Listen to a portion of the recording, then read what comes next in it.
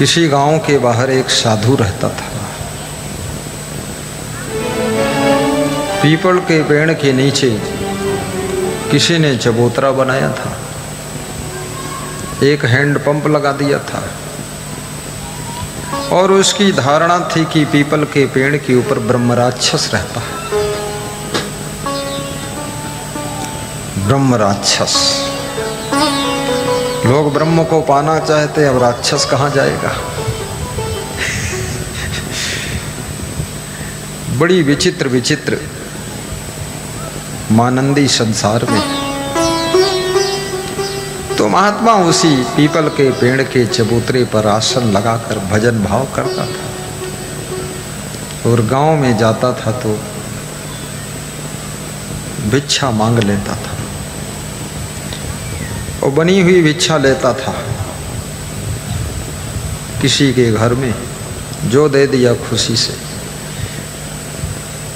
कोई रोटी दे देता था, सब्जी दे देता, कोई पूड़ी सब्जी देता, कोई दाल चावल दे देता।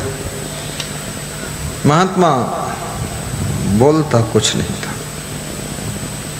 कम दिया तो कम ले लिया, थोड़ा ज्यादा दे दिया तो ज्यादा ले लिया, कोई नहीं दिया तो मुस्कुरा दिया और चल दिया। महात्मा अच्छे स्वभाव का था। तो उस गांव में एक स्त्री थी, 70 साल की उम्र थी। उसने उस महात्मा को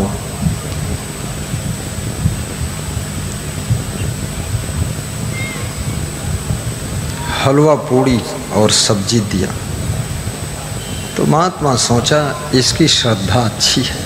दूसरे दिन वो महात्मा उसी के द्वार फिर पहुंच गया तो उसने खीर पूड़ी सब्जी दे दिया।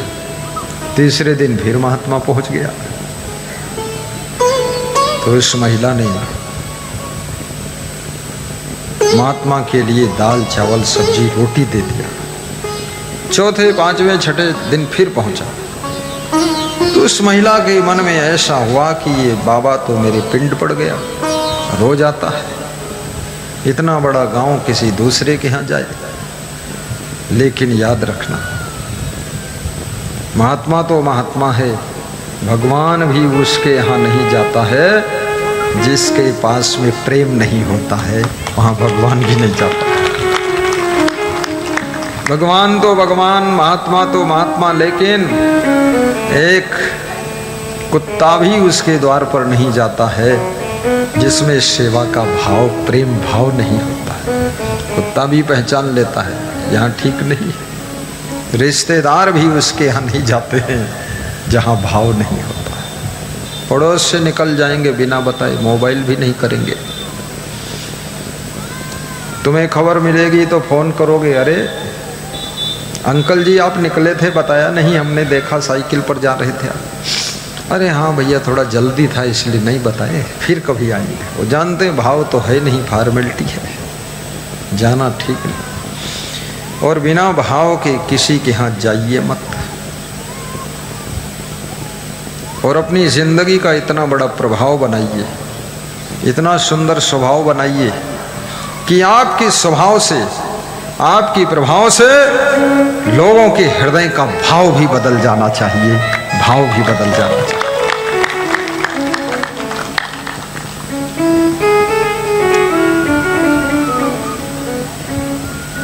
तो उस महिला ने सोचा कि बाबा को लड्डू दे दूं, तो 2 लड्डू बनाया, बड़े बड़े गुजराती लड्डू, और उसमें जहर मिला दिया कि बाबा खा ले, मर जाए, छुट्टी हो जाए। नहीं, रोज आएगा ये। याद रखना, किसी को भोजन देना या न देना, लेकिन जहर मिलाकर मत देना, क्योंकि किसी के जीवन को समाप्त करने का आपका कोई हक नहीं है। एक मरी हुई चूहिया को आप जीवित नहीं कर सकते, तो जीवित व्यक्ति को मारने का अधिकार किसने दिया है? महात्मा लड्डू लेकर आता है, मन में सोचता है कि अब प्रेम ज्यादा बढ़ गया है। देखिए कर्म का चक्र बता रहा हूं। बोया पेड़ बबूल का आम कहाँ से खाए।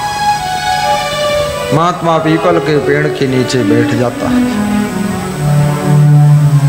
तब तक एक कोई भक्त ऐसा आता है जो खीर पूड़ी सब्जी लाता है। बोला महात्मा मेरा पहले खा लो, लड्डू कल खा लेना। तो महात्मा सीधा था, उसने खीर पूड़ी सब्जी खा ली, शेष बचा वापस कर दिया। और महात्मा खाने के बाद थोड़ा कंबल बिछाकर आराम करना चाहता था। उसी समय दो सगे भाई बॉम्बे से लौट रहे थे, नल में पानी पीने लगे। तो महात्मा दयालु था, उसने दोनों भाइयों को बुलाया और एक एक लड्डू दे दिया। कहा खाली पानी क्या पियोगे, लड्डू खाकर पानी पियो। कहाँ की बला कहाँ चली गई। दोनों भाइयों ने कहा महात्मा बहुत महान है, क्योंकि लड्डू इतने अच्छे थे, खुद भी मन होता हम ही खा ले, लेकिन दूसरे को खिलाना बहुत बड़ी बात है। दोनों भाइयों ने खा लिया। महात्मा ने कहा आओ बैठो, थोड़ा सत्संग भी सुन लो। सत्संग सुनाया। महात्मा ने कहा थोड़ा आराम कर लो, थक कर आए हो। आराम किया।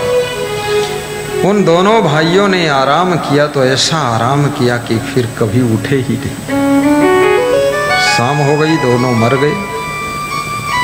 महात्मा ने उनके हाथ पांव हिलाया तो जान ही नहीं। महात्मा भी डर गया, ये हुआ क्या।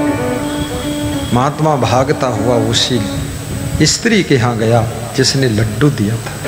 बोले माता जी आपने जो लड्डू दिया था उस लड्डू में क्या कुछ और भी डाला था आपने जो नहीं डाला जाता है। बोले हुआ क्या पहले बताओ तो, तुमने खाया नहीं। अरे आपको खाना था महात्मा जी। बोले दो भाई नल में पानी पीने आए, मैंने उनको खिला दिया, खाने के बाद वो सो गए, अब जाग नहीं रहे हैं, ऐसा नशा चढ़ा है, क्या डाला था। तो स्त्री भी डर गई कि ये लफड़ा हुआ क्या, जिसको मारना था वो तो जिंदा बैठा है बम भोला, और कौन मर गया भाई। दौड़ती हुई आई और जब चादर उघाड़ कर देखा वो दोनों नौजवान भाई मरे पड़े थे, कोई और नहीं थे। उसी स्त्री के दोनों सगे बेटे थे, बम्बई में नौकरी करते थे, मरे पड़े। अब वो स्त्री बहुत फूट फूट कर रोने लगी कि बाबा आपने ये क्या किया। महात्मा ने कहा माताजी जो आपने दिया हमने दूसरे को खिला दिया, हमारी कोई गलती नहीं। संत का तो धर्म होता प्रसाद बांटना, इसलिए आपने क्या किया था। बोले बाबा आपको मारने के लिए मैंने जहर डाल दिया था कि तुम रोज रोज हमारे यहाँ भिक्षा लेने आते हो तो तुम मर जाओ, छुट्टी हो जाए। महात्मा भी रोने लगे कि बेटी अगर पहले से कह देती तो मैं तुम्हारे यहाँ कभी भिक्षा लेने ही नहीं आता। तुम देती थी भिक्षा तो मैं ले लेता था, आता था। यदि ऐसा मैं समझता तो इतना बड़ा तुमको प्रोग्राम नहीं करना पड़ता, हम कभी नहीं आते। मैं तुम्हारे भाव को पढ़ नहीं पाया, मुझसे गलती हुई है। अब वो माँ कहती है मेरा तो पूरा घर अंधेरा हो गया, ये दो ही बच्चे थे और अभी शादी भी नहीं हुई थी, मर गए, अब तो वंश नाश हो गया। बहुत दुखी हुई हो। दूसरों को दुख देने की कोशिश करने वाले लोग स्वयं दुख के समुद्र में डूब जाते हैं, दुख के समुद्र में डूब जाते हैं। दयालु दिल बनाइए, दूसरों पर कृपा भी कीजिए। लोगों की गलतियां होती है, क्षमा भी कीजिए, लेकिन उनको भी जीने का मौका दीजिए। और मैं कहूँगा